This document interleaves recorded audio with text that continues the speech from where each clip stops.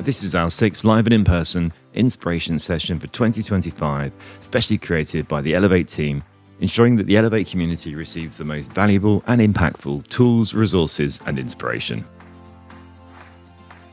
In this talk, Zoe Tuffs from Times 10 Coaching and Emma Castle from CastleBell Recruitment will challenge the concept of personal brand and will explore the value of values, how to be more intentional around them, and how ultimately to remain radically relevant in today's crowded marketplace.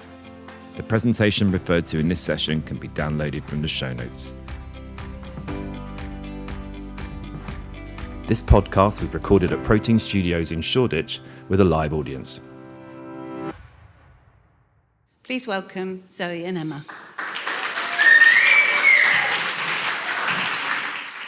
Well, hello everybody. It's wonderful to be here on this Thursday night in Shoreditch. This is a bit of my old stomping ground, so it's nice to be back in Shoreditch. You good to be here?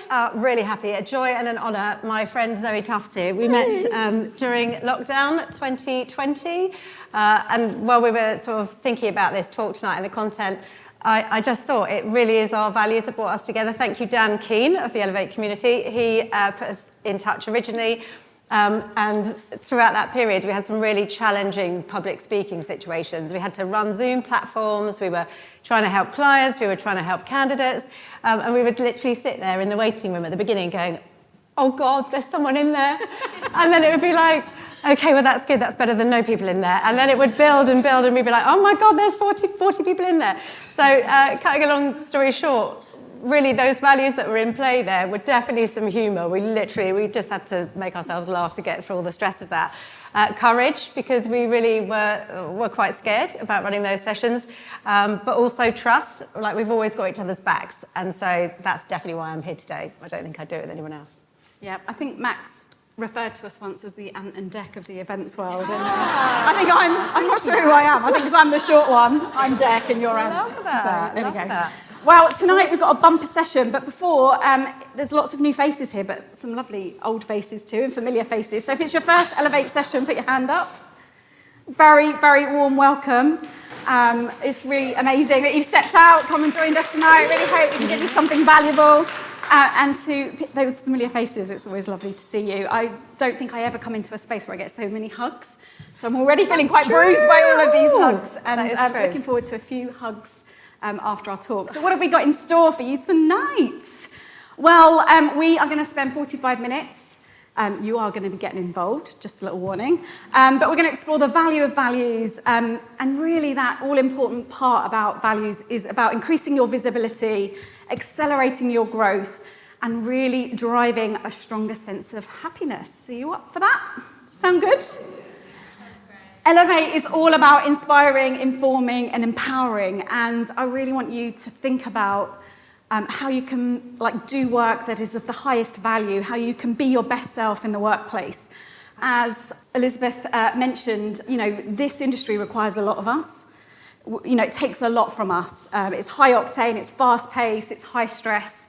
So being able to be the best versions of ourselves and finding real joy and meaning in our work is really important. So hopefully we're going to help you unlock some of that tonight. So some rules of engagement, Em. Yes, so as Elizabeth mentioned earlier, this is going to be recorded. So we love storytelling, we love sharing, but do please bear in mind that if there are any crucial details that you don't want people to know, just change their name. It'll be fine, They won't know who they are. Secondly, we really want to encourage you to share, so please do get involved, but if that's out of your comfort zone, that's fine too, just you do you. The third thing, we're hoping that we're going to pique your interest with lots of juicy content and tools to take away with you.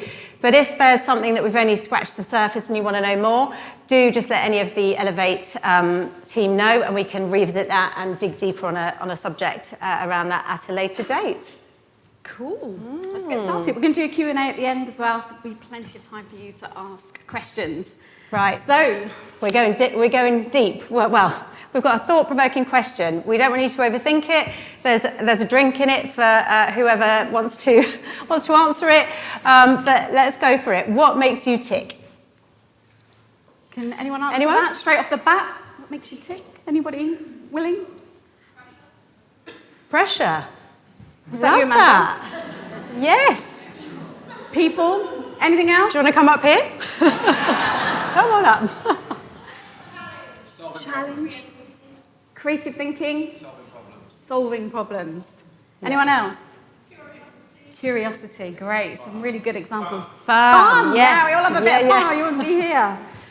This can be a tricky question to answer. You're giving me values-based answers, which is really good, but we're really going to swim around in this for a bit and really explore really what does drive and motivate you to be at your very best self. So, first of all, let's talk about self-awareness.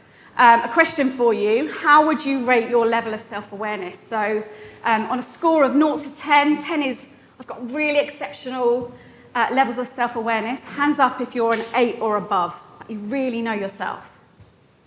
Yeah, what have we got? 10, maybe 10, 15 people? Okay, if you're a 6 to a 10, tell me that. Yeah, quite a few more hands up there, probably 30 people. If you're a 4 and above. Yeah, 4s. Anyone got quite a low level self-awareness piece? Anyone lower than a 4? The thing is that I do a lot of work in the coaching space. I coach a lot of people, and they come to me and I ask them this question, and they think they have really high levels of self-awareness. And when we do the digging around and we explore things like what makes you tick, it really becomes evident that they probably don't have that level of self-awareness. And we see that play out in the workplace a lot. According to Forbes, only 10 to 15% of us have high levels of self-awareness. So there's definitely some work to do here, and that's something I really want you to connect with and think about tonight. The reason why it matters is because people who are self-aware perform better, they get more promotions, and they lead more effectively. There's lots of research around that, so that's something to really think about. I really see this play out in the recruitment process, and quite often I'll get feedback from clients that don't want to take candidates forward because they are lacking self-awareness, and that could be they're doing too much talking, they're not listening, they're not following the cues. So if I've kind of had enough of what you've got to say, I might be closing down and being a bit like, oh, okay. If I'm kind of really open and I'm like, yeah, tell me more, then that's great. But quite often people with very low levels of self-awareness will just not read the room, and that really is enough to put any interviewer off. So yeah, that's just one kind of example of a small snippet of your life where it can really have an impact. And it's important in our sector because we tend to be always on. Like, this is high octane, fast paced, a lot of stress. We're always going from one thing to another. So it's quite rare that we have that foot on the ball moment where we're really reflecting on our impact, the way that we are coming across, the things that really matter to us. So this is your gift tonight, this foot on the ball moment for you to really think about yourself, how you show up, what drives and motivates you, what really gives you joy and inspiration so you really can level up and be the best version of yourself. And knowing your values is a great place to start, so that's where we are going to get really curious tonight. The impact, if you don't do this work, if you don't have this time for self-reflection, is you tend just to sleepwalk through your career. And I know in the first chapter of my career, I was just in sleepwalk mode. I was kind of bouncing around, part of different teams, different opportunities, and I just wasn't really living my best intentional life, especially when it came to work. I was very reactive to whatever came my way. Wasn't really thinking about my talents, my skills, my values, what gave me joy, and I tended just to sleepwalk through my career. Yeah, absolutely the same with me. Like now, I just wish I was in this room 30 years ago, really kind of opening my eye to these scenarios. And I think often we're aware of chemistry and vibes, but then we don't really know why. And those things can often wear off quite quickly. So I think really understanding what makes you tick, what you're willing to put up with when your values might be challenged and how that feels, I think those are really important things to be aware of. So, a couple of questions here for you. We'd like you to have a think about what are values and why are they important. So again, just quick fire, no need to chat it through. Does anyone want to give us some thoughts on what values are and why they're important? Can we have a mic? Is that right? Anyone got any thoughts? Should we give them a chance to chat? Oh, go on then, you can have a chat. In fact, we're going to give you time to have a little chat with the person next to you. If you don't know that person, introduce yourself, say hello. But I want to have a little chat about this challenge, like what are values and why are they important to you? So get chatting with the person next to you. We'll have a little break.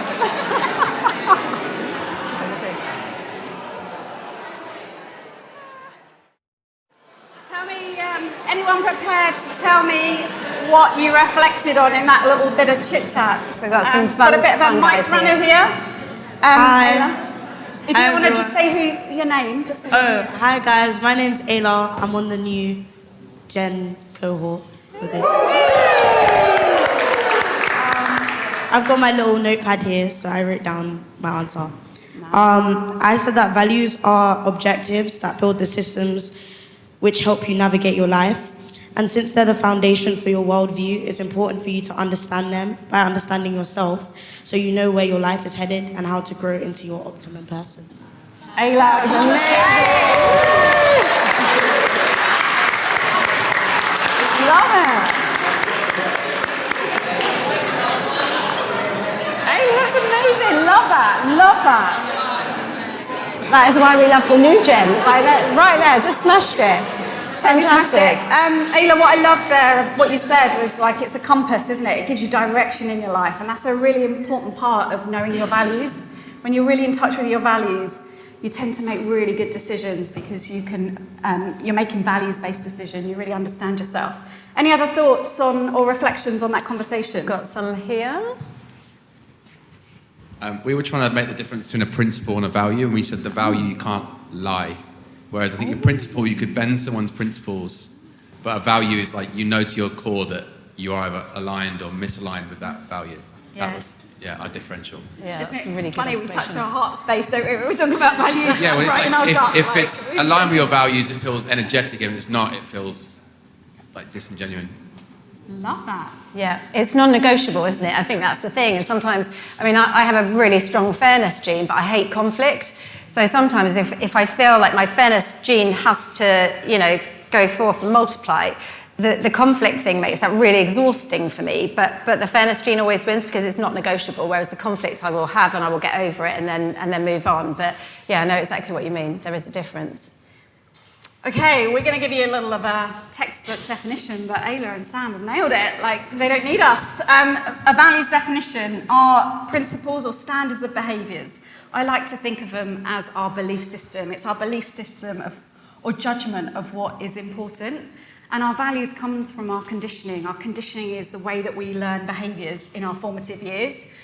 We have different experiences, different people that influence our lives, and that forms our conditioning, and it's very much at the base level of our personality. And as I say, it's shaped in our formative years, although our values can evolve as we track through life. But it really gives us that strong sense of judgment of what's important. Now, this wouldn't be a values session without hearing from the amazing Brené Brown, would it? So here she is with an amazing outtake. So, truly living our values means we practice them. We walk our talk, we are clear about what we believe and hold important, and we take care that our intentions, words, thoughts, and behaviours align with those beliefs. And I think the second part of that quote is really, really important, because by really understanding our values and then putting them into practice and then taking them out into the world, that's really when we're not just a personal brand, but we are values-led and we are being our authentic selves. Yeah, it's that all-important alignment, isn't it? And we've had many conversations, maybe over a glass of wine or two, about different situations or people that may be a bit flaky, where their values and their words and their actions don't align, and you can really start to see that. And again, we've got quite a good sense of that sometimes, haven't we? And we've discussed 100%. It at length. Yes, definitely. So why do values matter? Ayla, you're absolutely right. Really help us. They're our compass. They help us make stronger decisions. They really help us feel an increased sense of well-being and happiness, like figuring out what gives you joy, what drives and motivates you. Equally, the situations and people that really trigger you and have that negative impact on you. I think it's so important in this industry. This industry is built on people and relationships. So having values-based relationships, digging deeper, having those more deeper, meaningful conversations, we can build those stronger relationships, and they give us a greater sense of purpose and fulfillment. So lots to explore there, and lots of reasons why values are really important. And we can really feel it when our values are challenged, and I call it being kicked in the values. And I'm going to tell you a story, but I'm pretty sure you've got your own, and you might want to have a think about this if you want to reflect back after I've shared this. But I turned 50 in January, and I thought, right, I'm going to take a bit of time to take my health and well-being a bit more seriously. So I got some coaching on it, and I was hooked up with some very high-grade heart rate monitors that measured my response to stress and recovery. So everything you see there on red is stress, and everything you see there is green, and you can see my sleep time. This was a Sunday afternoon, evening. Should be really green because it's a nice chilled out time, and I actually wasn't feeling mega stressed, but you can see there at 6 o'clock, sat down at the dinner table with my family, and it basically all kicked off. I have this really lovely utopian thing of I'll cook the Sunday dinner and we'll all sit down and life will be good, but my 2 teenage boys and my husband had different ideas, so it all kicked off. And I have teenagers, and they're sometimes economical with the truth, and it just really got me. And you can see how much it got me. I was not letting this go, and you can see my heart rate really responding to that. You can see the bit at the bottom where I was chatting to a friend. I had to just call one of the other mums and just say, did this really happen? We have to confer and unpick the truth. You can see that my heart rate started to calm a little bit, but I obviously got a bit more stressed before I went to bed. And you can see how it interrupted my sleep. So it's just a really small example. And, there's been lots of times in my life where I've been kicked in the values in a much bigger way. And I'm always curious now to think about what that might have impacted my health and well-being. So I don't know if that's resonating for anyone. Is anyone willing to share how they may have been felt in a similar situation? Maybe we'll come back to that. But, there's real science in this, and I think it's really important for us to be mindful of it. Yeah, definitely. One of the things I hear time and time again, particularly from female candidates, is around crying. One candidate during lockdown said to me, "Oh my God, I just can't believe it. I feel so embarrassed. I feel so weak." A really frustrating incident happened at work. It was really unfair. It was really unjust. I put everything into it, and I really was ready for a different outcome. Felt let down, really frustrated, and I just cried, and I just wanted to crawl into a hole and disappear. And I think that's another example of that visceral, physical reaction that you get as a human if your values are being really, really compromised. I think heat is another thing. Sometimes if you feel like something's really unfair, you can feel the flush coming and you're like, oh my God, I'm losing control, it's happening. Or you might get sweaty or whatever it might be. But I think you're right. In the long term, those effects on your health are not good. So getting in the driving seat of that early is a good shout. Can I just give one? Yeah, just get the mic. If you want to just... Pete's doing our little running, keeping him fit. That's all right. Got a really good example here. What's your name, sorry? I'm Joe. Joe Ward. For anybody who doesn't know me, get me on LinkedIn. So what you said resonated actually with stress to health kind of thing. I'm not anymore, but I was recently at quite a big organisation, and they were doing a lot of redundancies for probably about 3 years on and off. Yeah. And I always kind of knew my job was safe. A lot of the people in my team knew their jobs were safe. Yeah. Nobody felt particularly healthy through it. And obviously there is, you could say that that's because they were scared. Maybe, that they think there's a chance they could be going. Don't think they really did think that. I think it was just that being kicked in the values. They didn't agree with what was happening. Yeah. They didn't agree with the fact that the people around them that they've spent so long with are being kicked out and being, for no reason other than money. And I think that really affected people's health, and people were going off sick, and people were not particularly happy and not particularly healthy. I think that was a real kind of a values thing more than a fear thing. Oh, thanks for sharing, Joe. That was a really good example of how an ongoing situation as well can really impact. I'm going to come to Dan. I want to see his heart rate. Yeah. Pete's heart rate's going up. What, my heart rate? I'm Dan, I'm a producer, production manager, and this is really resonating, I hope for the next gen crew, but clearly a lot of the older posse in the room. Something that really twisted my stomach for years was working with promoters, tour managers, speak to you like you were worthless. And for years and years and years, this would wind you up. And it definitely had an impact on that kind of health thing at a time when you knew nothing about that. It doesn't matter whether you're sat in a room with the biggest promoter in the world, a tour manager, an artist, everyone is equal and everyone is the same. 100%. And that really sorted my life out. So Dan, I'm just going to stick with you, Dan, for a second.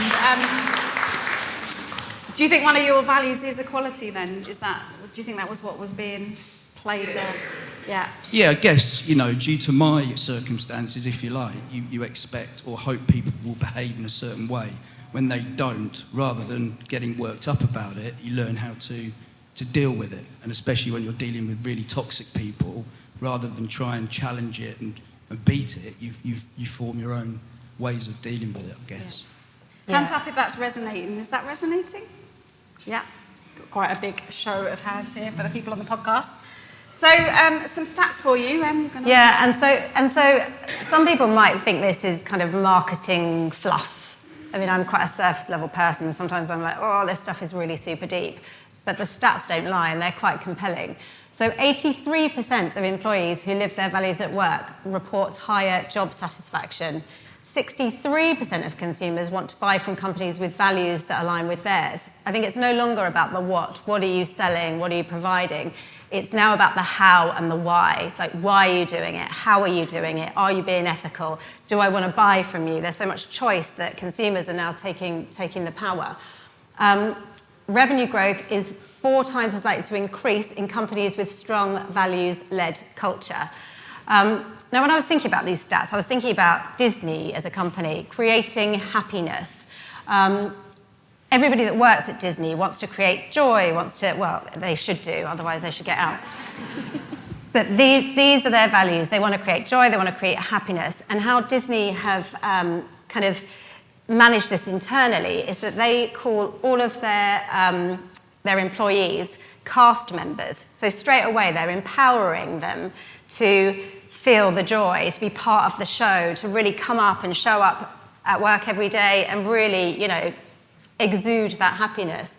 They're also training them in emotional intelligence to really be able to connect with the audience, to understand how to react and to stay in character if a little kid sneeze you in the nuts and you're like, oh my God, this is where I kind of wish I could do my husband's Donald Duck impression. But, no one wants to hear Donald Duck swearing and whatever because there's been an incident with a child. So I really feel like Disney has done a great job of linking those things together. Patagonia, another great example of living and breathing that commitment to the environment. Their manufacturing processes, their product design lives and breathes looking after the environment. And what that leads to is attracting people and retaining people that live and breathe those values. So the loyalty is great, the profit aligns with the purpose, and that can only be a win-win. So some really good examples of where companies are getting that right. Yeah, so we've talked about well-being, good for the bottom line, totally makes sense. So something from the world of psychology, the iceberg model. You as a person, knowing your values is important, especially when you're thinking about your impact and the way that people perceive and the way that you are received. The thing at the top, your behaviours, your words, your tonality, the body language, the gestures, they're the things above the surface that people see and experience from you. They'll make their judgments on you from those things, but really the important stuff happens below the surface. Your beliefs, your values, your biases, prejudice, all of the things listed here. You wouldn't necessarily know that about a person unless you were curious, unless you engage with them, unless you have those deeper conversations. I didn't meet Emma. It was actually Dan Keane, wasn't it, that introduced her? I wouldn't know that she was somebody that really valued equality and fun. You're really good fun. I didn't know that about her the first time I met her. It's only through the lived experience and getting to know each other that we've really understood each other's values, and that's really created a bond between us. It's a really good way of knowing yourself, but building those all-important relationships that are really going to be important to you, not just in the world of work, but your wider life too. And this is a model that's changed my life. It's changed so many lives of clients that I've worked with. I've shared it many times at Elevate. I'm just going to repeat it because it's so important. Our values is our base camp. It's part of our conditioning, part of our, deep-rooted in our personalities. And our values really impact the way that we think, the way that we see the world. Our thinking, our mindset comes from those sets of beliefs that we have. We have way more agency over our thoughts than we think. And again, when we get kicked in the values, it's really important that we check in with the way that we're thinking, because our thoughts drive our feelings, our emotions, and it's our emotions that drive our behaviours. And that's the thing that we see above the surface. Like if you're working in an organisation, it's your behaviours that people will see and judge you on. All of this other stuff is going on below the surface. And it's our behaviours that help us achieve our results, our goals. And we all want bigger impact, don't we? We all want to achieve our goals. And being really clear that, it starts with values, because that drives our thinking, our feelings, our behaviours, our results. If you want to work towards a goal, if you want bigger impact, yes, you can absolutely get curious about your behaviours, you can change your behaviours, but my invitation is to really think about your values and how they play out, how they drive your mindset, your feelings, your behaviours, your results. So this might be something you want to go back to, because I think it's very easy to skip over this stuff, but it really does. It can be life-changing if you do the work and really get clear on it. So we all know how important it is to build diverse teams. We don't want people that look the same, think the same, behave in the same way. But what is really important is that those values are aligned across the board.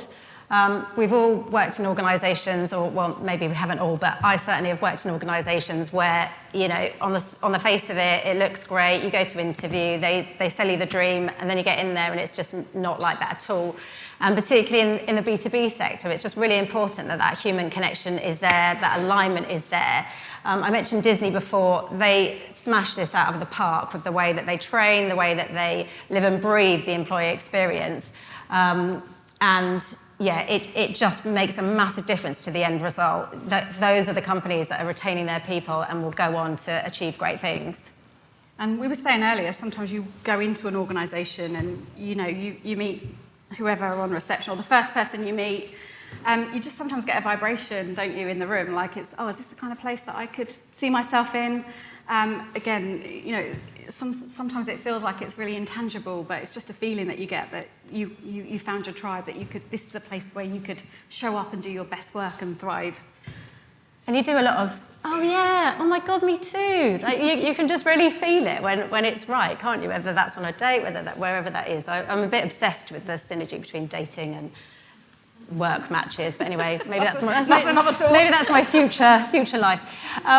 So this is me, Emma Castle. Thank you. So I was thinking about my career journey and my values, and I think about my first job ever, possibly one of the ones that I enjoyed the most, at the Design Museum. All of our values were aligned. It was about innovation, it was about creativity, the teamwork was through the roof. It just was a really lovely, good family place to work. I then went to work for an agency, and I got in there and I just thought, it just feels like it's not quite right. There's a lot of competition. People are kind of doing the backstabbing thing. It just didn't feel like there was that kind of connection and alignment to get the results. We got the results, but it just didn't feel good, to be honest. Then I realised that actually what had happened was 3 agencies had been shoved together and they weren't really very happy about it. And that was coming out through their elbows out. They were kind of fighting amongst themselves. And actually, if there'd been a bit of a values piece to get everybody on the same page, I think that would have been a much better experience. I then went into recruitment. Recruitment doesn't always have the best name. Quite often, the profit comes before the people, which is definitely not good alignment with my values. I then worked for quite a few different recruitment agencies, and I just felt like there was a lot of behaviours that I felt uncomfortable with. It was on PC, it was unfair, so the fairness gene came out all the time. It just didn't sit right with me. So what year would it have been? 2013. I set up what was called Emma Castle Events Recruitment at the time, now CastleBell Recruitment, and I suddenly felt like the shackles had been taken off. I suddenly felt like I could make decisions in an ethical way, in a way that felt authentically me. And so my values have been on my LinkedIn page for quite some time now, and they are integrity, respect, and fun. And we talked a little bit, didn't we, about if we had to pick one, what would it be? And it really was kind of close between fun and integrity, because it's just a really hard one. But yeah, I think it's really important that those values are lived and breathed in your everyday life. And now Zoe's got a great... Yeah, but first of all, I'm going to throw it out to the room. Is anyone in an organisation where they're able to really feel that connection, they really felt their tribe, they really feel like there's that sense of values? Is anyone, hands up if you are? Anyone prepared to share what it feels like to work in that environment? I don't know if I could rely on you, Max, because we've worked in the same team and... Oh. Got Alex at the back there. We were talking about this earlier. Ironically, I now work for Big Oil, and normally going into that, I've been there about 18 months, and going in, I would have expected that from the outside, you wouldn't expect that space, but actually internally, they entirely create a space to be able to value everyone that we work with, to respect everyone we work with, whether it's suppliers or colleagues, and it is really a massive relief to be in a position where you can be reasonable with people and be straight with people, and you're not put pressure to cut corners or to treat people badly, which is, it's really lovely. And Alex, can you put your finger on which value it speaks to? Like, is there a personal value that connects you to that organisation?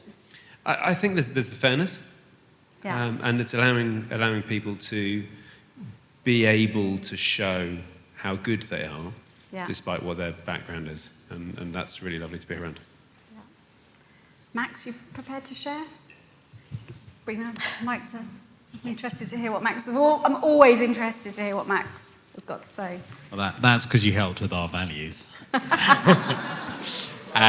no, I work for an agency called Wonder. We've got a couple of team here. And the agency has always been very value-driven, people-driven. It's come from the top down. You've mentioned Dan Keane twice now, who's my boss. That's 3 times. Another shout out for Dan. But no, it comes from leadership. It comes from also the co-creation with a lot of our team.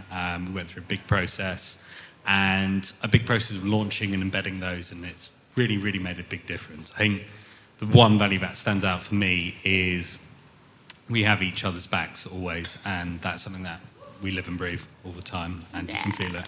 Love Team Wonder. Now, I know Max really well because I helped recruit him, and it was quite a long time ago, wasn't it? And Max, like, it's unbelievable how much you've grown in that environment. Like, seeing you from where you started to where you got to has been an absolute joy. And this guy is so super talented, but we knew the minute he walked through the door, he was going to do great things, and it really warms my heart to know that you've been able to do that. And you shared with me earlier that you just bought your first house. This guy is unbelievable, so... Probably one of the most talented people in the industry, and in a really tough role, that business development role. Like, he is amazing. So yeah, big kudos to you, Max. So I'm going to tell my story. I retrained as a coach. I worked at Wonder.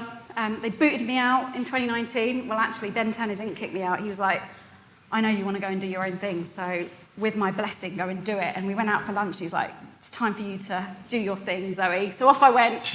I did my retraining as a transformational coach. I set up ×10 coaching. Have never looked back, even though I mourned that work environment and that culture. I got really curious about my values as a result of that. And I came up with these values. The first one is progress over perfection. Really means a lot to me. The second one is meaningful connections built on honesty, openness, and trust. You'll find me in the bar having deep and meaningful conversations. I'm not super bothered about transactional conversations. Equality, something that I've learnt to really value. Some of the closest people in my inner circle have been really challenged on this one, and it really does mean a lot to me. Curiosity, I remember when I was a kid writing a poem about why. It was a really shit poem. Just asking the question why. But I was very curious as a kid, and 40 years later I retrained as a coach and I ask questions for a living now. So that was a nice discovery. And the final one is new faces, places and adventures. So now I've done the work and really identified what my values are, I've been able to write a little bit of a success statement. So I'm going to read it out to you. I thrive in progressive, high-growth teams with people who readily challenge the status quo. I loved it at Wonder, like that really spoke to me. I'm happiest when I can deliver purpose-led work that creates life-changing impact. I'm motivated when I'm actively encouraged to try new things in energizing spaces.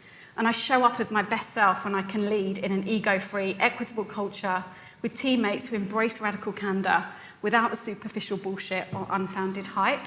Now, you might be looking at me and go, yeah, Zoe, like unicorns don't exist. This is a very utopian view of work. But I cannot tell you, since I wrote that statement, how much purposeful work I have manifested. And being more intentional, really living into those values, has opened up new opportunities for me to work with some amazing people. Kirsty and Harriet, looking at you over there. And like when I throw myself into a project, it may not be that every single one of those statements is ticked off, but I can tell you what, quite a few of those are ticked off. So getting clearer on my values, realising what my version of success looks like, and I've turned down some really lucrative work because I've just thought, no, that I can't work for that person. I couldn't work in that environment. And you know, people have talked me into it, like, come on, you know, you're going to earn a lot of money. And I'm like, no, it's just a very hard no. And I've walked away from some really like lucrative projects that would have given me a lot of money, but staying true to these has given me that real sense of satisfaction and joy.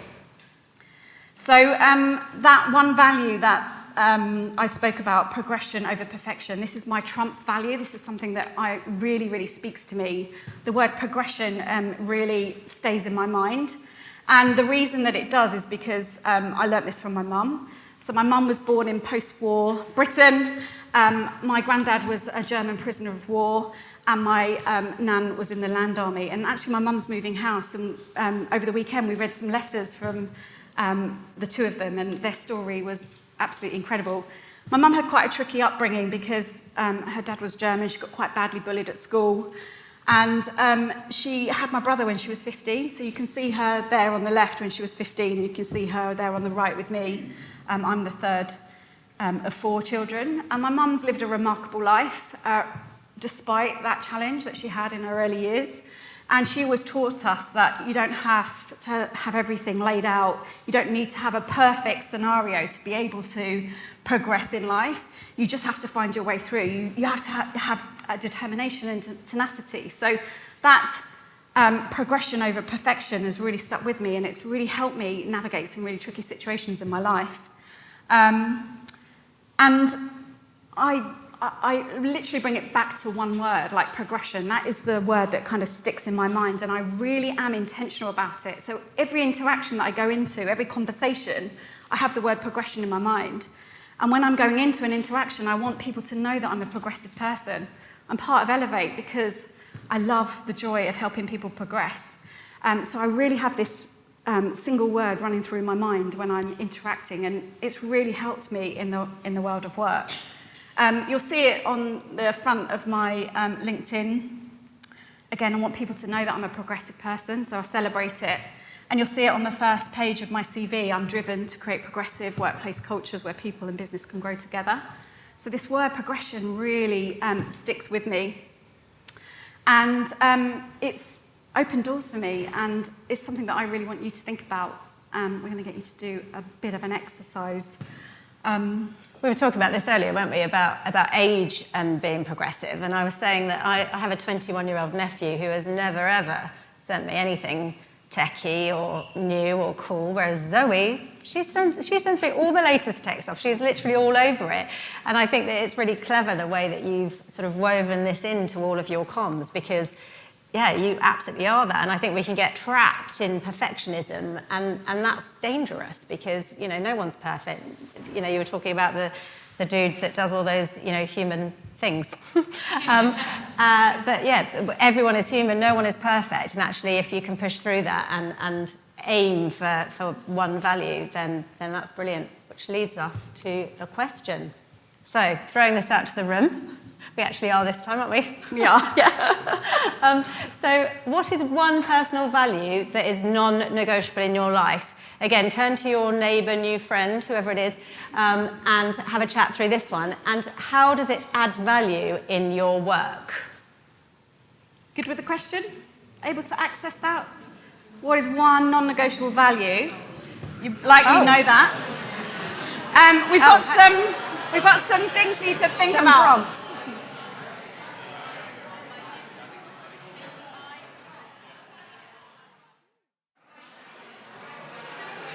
So, if you're listening on the podcast, that was quite a deafening conversation. A values conversation is always a really good one.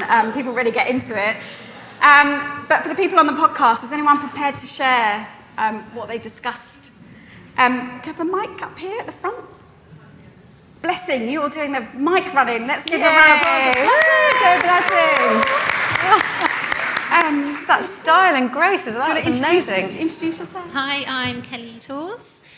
So for me, honesty is really important, especially in events, because stuff will go wrong. It always goes wrong.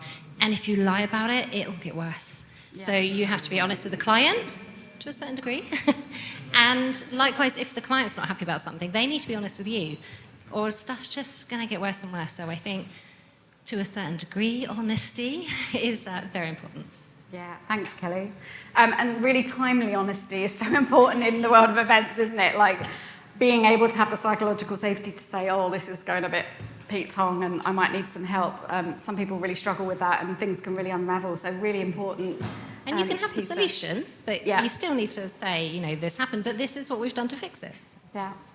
Anyone else willing to share? Ayla, do you want to bring the mic? Blessing, bring the mic. Hi again, guys. I was really stuck between communication and empathy because I feel like they're all the other ones are kind of contingent on it. Like you can't have accountability if you don't communicate, and you can't have accountability if you're not empathetic to other people's opinions. And as you said, with values, they're based upon like how someone like lived, like their experience. So you have to also be empathetic to the fact that other people had a different experience to you, and so they may come to different conclusions to you, and that is okay to have that. And I feel like you can only have that if you have empathy for the people. Cool. And Ayla, just coming back to you then, how would we, let's go with one. Give me one that you're going to kind of pin your hat on. I think empathy, because I think you can have empathy without communication. And how would we see that? Because we don't know that your value's empathy. What behaviour would we see as a result of you being someone that really values empathy? I feel like just people looking out and recognising, you know, when someone might act differently. Like when you have a strong team, you know the people around you and you know how they are. So you can understand, okay, maybe something difficult has happened today, or maybe, you know, their favourite drink wasn't at the bar and that's why they're throwing a big strop and it's not actually my fault.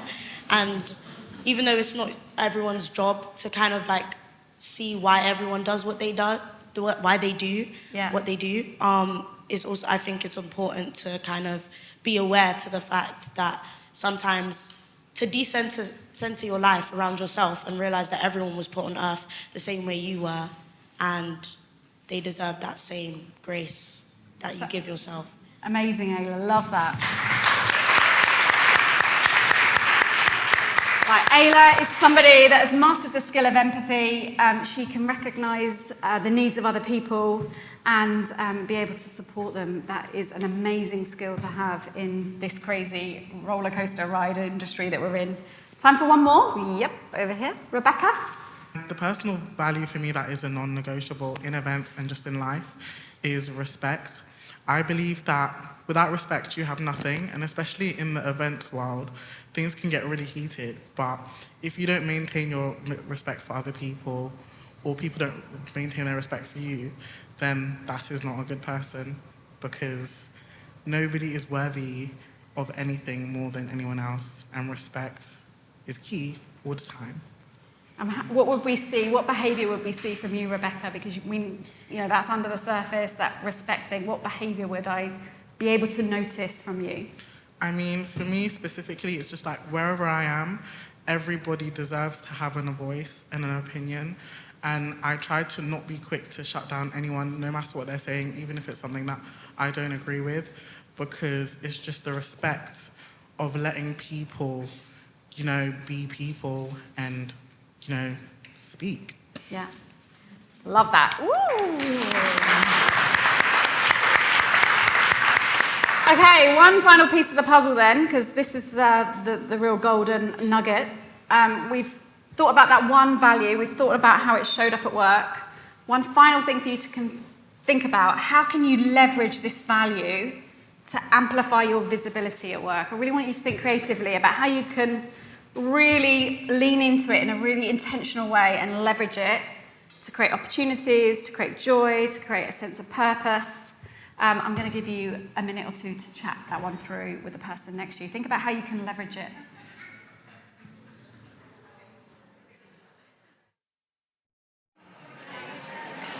Tell me, you're a really creative bunch. What are the creative ways that you are going to leverage your value? Anyone got any light bulb moments? Things they're going to do differently to really leverage their value? Come on, you got this. Nice one. Thank you. So we were talking about how honesty, like somebody else also mentioned, honesty is very important kind of to have as value, as a personal value, but also in this industry. We were talking about how consistency actually shows that honesty. Like when it comes to day-to-day actions, I don't know, dealing with clients or even like your teammates, how you actually show that you're honest with your opinion, but also respectful, is through consistently proving that you're in the same team, kind of working for the same outcome, and you're just being respectful and honest. I don't know if it makes sense, but consistency we thought is a good word. And remind me of your name? Fargun. Oh, so brilliant, love that. Language is so important here, isn't it? So like when you're in those interactions, like in the spirit of transparency, if you use that kind of language, people know that you're someone that can be really trusted, really values that transparency. But showing up with that consistently can be really, really impactful. Anyone else want to share? This lady at the back here? Can you introduce yourself? I'm Hannah. Nice to meet everyone. We were just talking. I actually kind of struggle with this question due to the fact that my value is respect. And I was talking about in my company I'm currently at, we had a value session and we spoke about respect. And there was a bit of conflicting kind of thoughts on it. That is my core value. I feel like respect, you should respect anyone around you, irrespective of knowing their background, anything, knowing nothing about them, first meeting them. But lots of people said that respect's earned, and it's not given, which I didn't necessarily agree with. And bringing myself back to this question, how can you leverage? I don't know if a value, obviously there's different values, but the value to myself, I don't want to leverage my values to get me higher up at work. I feel like the values are core to me and the way I do things. So, I don't know, I wouldn't leverage that to amplify myself at work. Okay. Sorry, I'm going around the bushes here, but yeah, I struggle with this question, but yeah. Cool. Love that reflection. Thank you. Time for one more, if there's one more before we go to questions. Any other questions? This gentleman here, want to introduce yourself? Thank you. Hi, yeah, I'm Moave. So I say the key value for me would be integrity. And I think at the moment I'm still a student and doing a lot of freelance work, but I think the way that could potentially be leveraged to increase your visibility, I think especially in the events world and music, one of the things that a lot of people said, and a phrase that I often hear is like, oh yeah, but that person's so talented. Yeah. And it's that a lot of things get overlooked or behaviors are seen as acceptable because someone who's front-facing or big figure is allowed to get away with it. And I think in a place or company, or if you're a person who works in the industry and people know that the standards and the way you operate, regardless of who people is, I feel like it will mean people will want to work with you and trust that because they know it doesn't matter about that. You're actually trying to set a standard and change and maybe be someone that can show, cool, if enough of us stand up to this and the bullies, it's like they can't keep that power because they need the people to be willing to let it slide. But if everyone's like, actually, we don't have to go for this, it kind of means people can be like, yeah, let's make this industry a better place. Love that. Amazing. Cool. Such a brilliant reflection. Okay, so some lovely reflections there. Hopefully that's given you something to think about. Have you got anything you want to share before we go to questions? I was just thinking about the fact that this has been on my mind a little bit this week, and I've been speaking to candidates and asking them, you know, which values are important to you, and something I guess that comes up quite a lot is around the respect piece, and it's such a broad subject, isn't it? And there's the basics of treat other people how you want to be treated, which is just an absolute given. But one chap said that he wants to turn up to work and feel respected in his experience and his knowledge. And he's getting to the point where he's had a couple of jobs now where he's hired to do a job, and he'll come up with ideas and ways to be more efficient, different ways of doing things. And he's like, it literally is like it's my way or the highway. And I hear this particularly from younger candidates where they go in somewhere and they're so set in their ways, they don't want to change. And that's really challenging their values of learning, of growth, of ambition, of innovation. And I think that's really sad because, you know, everyone has something to contribute. And I think that, yeah, that is one thing that is being said a lot. So I guess any agency leaders in here, it should be about, you know, giving the next gen that voice and that platform to contribute to those ideas. Love that. Cool. Okay. Well, we're going to. We've got one final wrap-up piece, but before we go to that, has anyone got any questions about values? Hiya. So I set up my own business nearly 2 years ago, and we did a values piece this summer. And my question would be, starting a business is really hard, and there's a lot of like daily struggles and good days, bad days. How do you prioritize values when, you know, there's sometimes bigger things that you need to achieve? What's that balancing act? How would you recommend towing that line between sticking true to what matters, but also doing things that ultimately are going to benefit the business in short, medium, and long term? Yeah, it's a really good question, isn't it? And I think that is the challenge of having lots of big priorities on your plate. It is a choice. You have to make a very intentional choice to focus on values, but your values should be lived and breathed. It shouldn't really take that much effort to be able to experience them in the environment that you're trying to create. But I get it, like in a world where you've got lots of priorities.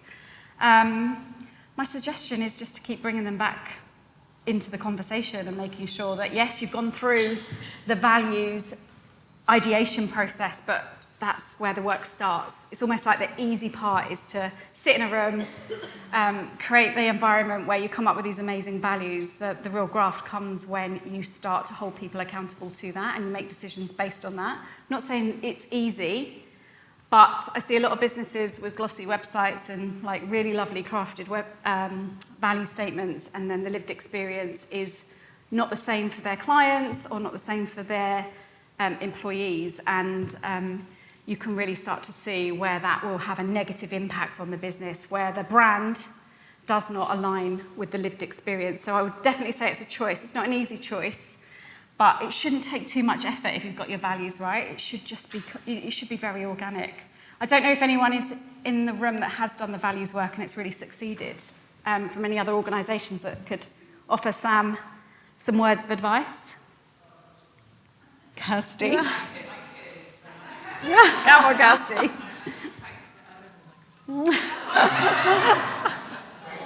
I'm not great with mics, but yeah, no. We've been through lots of great work that Zoe supported us with, and we've really looked at what our values are as a business, and, you know, as you say, it's holding people accountable to those within the business. It's ways of doing that. And I think I've got 3 people here from TRA today. I think you can stand by. We were very close to getting involved earlier with our hands up, but yeah. But yes, so it is a case of being, I guess, kind of clear and united, and then bringing that clarity into what those values are and putting in practices so that you all stand by those. So. Yeah, it can really be a massive driver of consistency in a business. And, you know, people think accountability is hard and difficult. It really isn't. When you've got a very clear set of values, people really step up to it and align around it. And you can really start to see the small things that people aren't showing up to that can have a massive impact. You get that culture creep when people aren't consistently showing up, and that will have a massive impact on business. Max, got a question? More so, and I think you might steer me to a certain place, but your manifesto, your pledge, if you like, your personal one, how would one go about tackling that? You know, is there a set of questions you should ask yourself in order to produce that in such a manner, or is there a format or something like that? Because I think that's quite powerful if you had that almost printed out on your desk or something to kind of go, yes, I am, this is me. Yeah. We've got some top tips that we're going to share, but it is about staying curious about this. There is a values playbook in the Knowledge Vault. I know Mel Noakes is really passionate about values. She wrote the playbook, so there is a playbook there. There are some provocations that you can think about, but it is being curious and then finding the evidence of that. So if I have that value, if I have a sense that that is a value, where has it shown up? And what does that look like? And thinking about the times where you felt that deep sense of joy. This industry is nuts, like it's super stressful, but where have you felt your most energized? Where have you been able to do your best work and be at your best? And I guess it's just a case of like working through it. I don't think that you can sit in a room and like do 1 or 2 coaching sessions or a session with your mentor and magically create this, success manifesto.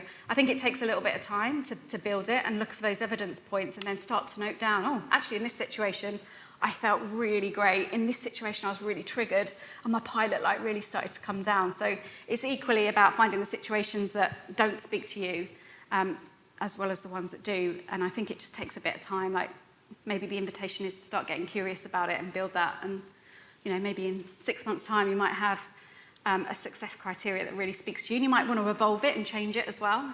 It's not necessarily a one and done thing. Any final questions before we, this gentleman here, if we could bring the mic down. Blessing, doing an amazing job there. If you want to introduce yourself. Hi, my name's Alvin. Hi, Alvin. My question is, so as a freelancer, I don't work with the same companies like every week.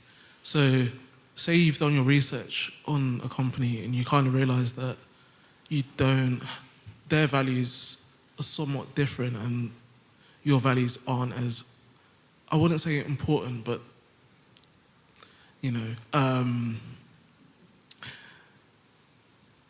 what would you suggest, like, if you don't have the luxury of, like, picking and choosing who you work with, but also staying authentic to your values?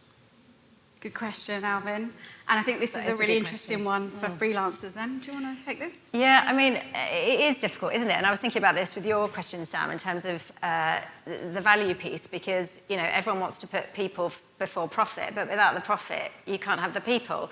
And same for you, if you don't want to turn down a freelance job because of the values, but I guess again, it depends where and how it's pushing those values and how negotiable they might be. And maybe this comes to principles again. Is it a principle that you can flex on, or is it a value that is really, affecting you and really deeply affecting your physicality and your well-being? So I think you maybe have to be the judge of that. If there's a way you can kind of talk to certain people within the organisation to flesh it out and to say, I don't know if there's an HR department, the luxury of that, or whether you can talk about it and say, look, this is really challenging my values, it makes me uncomfortable because of X, Y, and Z. That's great, but I guess you really have to be the judge of how far you're willing to flex. I would say stay curious as well. Like the lived experience will tell you whether that's the right environment for you. And when words and behaviours don't start to align, that's a place to walk. But again, you'll build a reputation when people really understand your values. And your reputation is everything as a freelancer as well. So making people aware that these particular values are important to you and you live and breathe them, you start to build a real credible personal brand that you can leverage as a freelancer. Freelance is tough, like going out there, finding work, finding your next project. It's all about reputation and network building, so it's great that you're here. And I'm sure there are some really wise minds here that could help you, Alvin, with that as well. So just, go for it. Yeah, I'm freelance and have been for about 9 years now, Esther. And I created only 3 years ago a checklist, basically, of 5 things. And you're not going to tick all of them. And I think I decided if I tick 3, then that's great. And maybe they might fall away during the project. The beauty is you're not stuck to a project forever. But I think you've gone through the process and you've decided what's important to you from the start. And if one of them, say it was finance, say for me it was doing some festival work, the money wasn't there, but I wanted to try that out. at the hard moments and when, you know, I put my invoice in, I'm like, oh my God, what was I doing this for? I thought back to when I decided to myself that this was going to be my values for this particular project. And it kind of gave me the drive to keep going. And I thought, I decided that I was choosing the joy of this and the fun of it over finance. And that's what got me through. So, and it can change, because then the next year I was like, okay, I probably need a bit more money now, so I'm going to choose that. I'm broke. And it was flexible, staying curious, and I think that's just the really key thing. But as I say, the beauty of the freelance world is that you aren't beholden to something forever. And also follow your freelance friends. That it's not uncommon that you're going to work with the same freelancers, and that's because you're aligned. And the same companies are going to have you back because you're aligning. So, yeah. Thanks, Esther. That's really valuable. Thank you, everyone. So let's wrap this up with some top tips, and then you can have a good old chat at the bar. Here's some top tips. Values, there are many of them. You saw that very long list. My advice is to get curious, short list, 3 to 5, don't have too many, like that can get overwhelming. And then do the work to clarify each one, like think about why does this value matter? How does it feel to live this value? When do you get kicked in the values? How does it feel when it's challenged? And how does it add value? So get curious about it, do the work, like stick with this, swim around in it a little bit. And then number 3 is use your values to make stronger career decisions, like we talked about earlier. And finally, number 4, every day bring real intention to how you live and leverage your values. Like, do this work, because it really does make an impact. I just want to shout out to Faye, because I got your name wrong earlier, and I'm mortified. That challenged me. I probably kicked you in the values there by getting your name wrong. So, Faye, I'm so sorry. I called you Elizabeth, and your name is Faye, and it came to me on the stage, so my apologies. Ah, there we go. You knew. So that's it, people. I hope that was valuable. Let's carry on the conversation in the bar. Yeah, let's do that. No, all good. This project is powered by our partners Cvent, Jack Morton, Live Union, Powwow, PSP, the production department, and We Are Collider. Our training partner is Matt Bolton-Alarcón from Special Source Training. Our people and culture partners are Zoe Tuffs from Times 10 Coaching and people and culture strategy consultant Nic Neal. Our venue partner is Protein Studios. Together, we're changing lives, careers, and the events industry for the better. Our sound engineer is me, Matteo Magariello. And our producer is me, Peter Kerwood. This podcast was recorded at Protein Studios with a live audience.